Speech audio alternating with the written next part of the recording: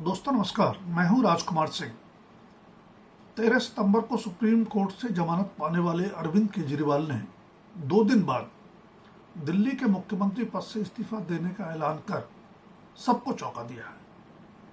इसके लिए उन्होंने देश की सर्वोच्च अदालत से जमानत और उस पर जस्ट के 4 दिन बाद का समय चुना है। 15 सितंबर को केजरीवाल ने अचानक ऐलान किया कि 2 दिन बाद वह मुख्यमंत्री पद से इस्तीफा दे देंगे और जब तक दिल्ली के मतदाता चुनावी जनादेश के जरिए उन्हें ईमानदार नहीं मान लेते, वह दोबारा पद नहीं संभालेंगे। केजरीवाल चाहते हैं कि महाराष्ट्र और झारखंड के साथ ही दिल्ली में भी नवंबर में विधानसभा चुनाव कराए जाए। तब तक आम आदमी पार्टी का कोई अन्य नेता मुख्यमंत्री पद संभालेगा। बेशक केजरीवाल के इस्तीफे और उसके बाद के घटनाक्रम पर अंतिम निर्णय उपराज्यपाल करेंगे, जिनसे उनका 36 का आंकड़ा रहा है। फिर भी सवाल पूछा जा सकता है कि केजरीवाल को मुख्यमंत्री पद से इस्तीफा देने का ख्याल कथित शराब नीति घोटाले में 177 दिन तिहाड़ जेल में गुजारने के बाद क्यों आया। राजनीतिक विरोधी तो उनके इस्तीफे की मांग उनकी गिरफ्तारी के समय से ही करते रहे हैं। लोग इसके लिए अदालत तक भी गए, जहां उन्हें निराशा हाथ लगी। जाहिर है, इस्तीफे का निर्णय केजरीवाल ने राजनीतिक परिस्थितियों, चुनौतियों और संभावनाओं पर सोच विचार के बाद ही लिया है। ईडी और सीबीआई के दांव पेचों के बावजूद केजरीवाल को सुप्रीम कोर्ट से जमानत तो मिल गई, लेकिन मुकदमा लंबा चलेगा। आप और कांग्रेस में गठबंधन के बावजूद लोकसभा चुनाव में लगातार तीसरी बार भाजपा का सभी 7 सीटें जीत जाना बताता है कि गिरफ्तारी से केजरीवाल को ज्यादा सहानुभूति तो नहीं मिली। अब जबकि न सिर्फ केजरीवाल के गृह राज्य हरियाणा में विधानसभा चुनाव हो रहे हैं, बल्कि दिल्ली में भी अगले साल फरवरी में होंगे। ऐसे में चुनावी चुनौतियों के लिए आक्रामक रणनीति और नए मुद्दों एवं नारों की दरकार होगी। लोकपाल के मुद्दे पर अन्ना हजारे के भ्रष्टाचार विरोधी आंदोलन से जन्मी आम आदमी पार्टी की जन्मस्थली दिल्ली ही है।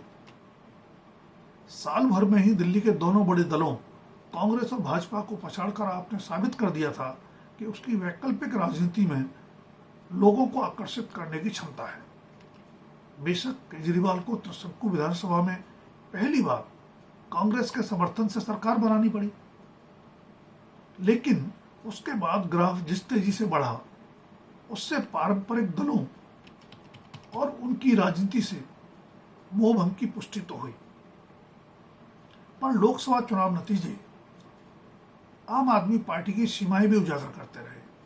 फिर भी पंजाब में प्रचंड बहुमत तथा गुजरात और गोवा जैसे सुदूर राज्यों में भी पैर जमाने की जगह मिलने के बाद आम आदमी पार्टी को गठन के 10 साल के अंदर ही राष्ट्रीय दल का दर्जा भी मिल गया। इस चुनावी बढ़त से आप और कांग्रेस दोनों ने सबक सीखा। 2012 और 13 में कांग्रेस समेत तमाम दलों के नेताओं को भ्रष्ट बताने वाली आम आदमी पार्टी को समझ आ गया कि अन्य गैर भाजपाई दलों को साथ लिए बिना राष्ट्रीय राजनीति संभव नहीं। तो विपक्ष भी समझ गया कि 2 राज्यों में प्रचंड बहुमत से सत्तारूढ़ दल को नजरअंदाज करना समझदारी नहीं। पिछले साल विपक्षी दलों के इंडिया गठबंधन के बैनर तले एकजुट होने का ही परिणाम रहा कि 2014 और 2019 में अकेले दम बहुमत हासिल करने वाली बीजेपी 2024 के लोकसभा चुनाव में बहुमत के लिए टीडीपी, जेडीयू और एलजेपी पर निर्भर हो गई। इसी बीच विपक्षी नेताओं, खासकर मुख्यमंत्रियों के विरुद्ध ईडी और सीबीआई की कार्रवाई से इंडिया गठबंधन की मुश्किलें भी बढ़ी। कथित शराब नीति घोटाले में पहले उप मुख्यमंत्री मनोज सिसोदिया तो फिर सांसद संजय सिंह, मुख्यमंत्री केजरीवाल भी गिरफ्तार हुए। बेशक तीनों जमानत पर बाहर आ चुके हैं, लेकिन केजरीवाल की श्रीमान ईमानदार की छवि पर भाजपा को गहरे सवालिया निशान लगाने का मौका मिल गया है। निश्चय ही आपने दिल्ली में पानी, बिजली, शिक्षा और स्वास्थ्य संबंधी चुनावी वायदों को पूरा किया, लेकिन आपकी सबसे बड़ी ताकत भ्रष्टाचार के विरुद्ध संघर्ष की छवि रही है, जो अपने मंत्रियों और विधायकों तक को नहीं बख्शते। ऐसे में शराब घोटाले के आरोपों के दाग के साथ विधानसभा चुनाव में जाने का जोखिम केजरीवाल सरीखा चतुर राजनीतिक क्यों उठाएगा? अदालत में मुकदमा लंबा चलेगा। बेशक ऐसे मुकदमों का अंतिम निर्णय अदालत में ही होता है, लेकिन लोकतंत्र के नाम पर अपनी सुविधानुसार राजनेता जनता की अदालत की आड़ लेते रहते हैं। इसीलिए केजरीवाल ने दिल्ली के मतदाताओं से ईमानदारी का प्रमाण पत्र मांगने का दांव चला है। शराब घोटाले में 177 दिन जेल में रहने के बाद केजरीवाल की छवि श्रीमान ईमानदार की नहीं भी रह गई हो, फिर भी उनके दिल्ली में सबसे लोकप्रिय राजनीतिक चेहरा होने से बीजेपी के अलावा शायद ही कोई इनकार करे। इसलिए सीटें घट सकने के बावजूद दिल्ली विधानसभा चुनाव में आपकी जीत में संदेह की गुंजाइश नहीं लगती। पद त्यागी के प्रति भारतीय जनमानस वैसे भी अति अनुरागी रहता है। तब चुनावी जीत को अपनी नैतिक जीत बताते हुए आक्रामक केजरीवाल ठहरी हुई आपको राष्ट्रीय राजनीति में भी गति देना चाहेंगे। राघव चड्ढा से बातचीत के बावजूद कांग्रेस ने हरियाणा में आपसे गठबंधन नहीं किया। केजरीवाल के नए तेवरों के बाद क्या कांग्रेस पुनर्विचार करेगी? क्योंकि उसे वैसा ही रिटर्न गिफ्ट दिल्ली विधानसभा चुनाव में मिलेगा। महाराष्ट्र और झारखंड में भी आम आदमी पार्टी मोल भाव करेगी, क्योंकि केजरीवाल विपक्ष के लिए स्टार प्रचारक हो सकते हैं। पर उससे पहले केजरीवाल को कुछ असहज कसौटियों से गुजरना होगा। मसलन नया मुख्यमंत्री कौन होगा? उनके विश्वस्त मनीष सिसोदिया भी कह रहे हैं कि वह भी नए जनादेश के बाद ही कोई पद लेंगे। केजरीवाल के सामने दो उदाहरण हैं और उनके जोखिम भी। चारा घोटाले में जेल जाने पर बिहार में लालू यादव ने पत्नी राबड़ी देवी को मुख्यमंत्री बनवाया था, पर उसके बाद राष्ट्रीय जनता दल यानी आरजेडी खुद कभी जनादेश नहीं पा सका।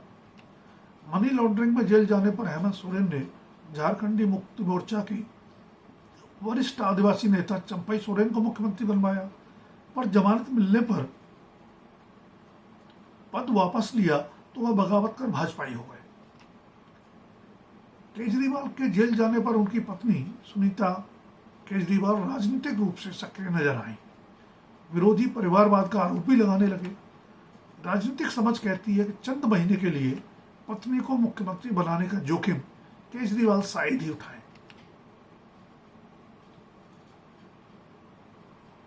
वो सामाजिक राजनीतिक समीकरण की दृष्टि से किसी महिला या दलित पर दांव लगा सकते हैं।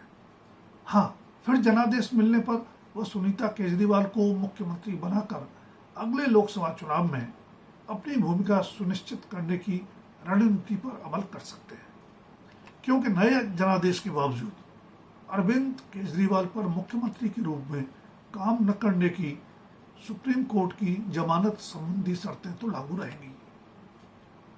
दोस्तों, अगर वीडियो पसंद आए तो लाइक, शेयर और सब्सक्राइब अवश्य करें।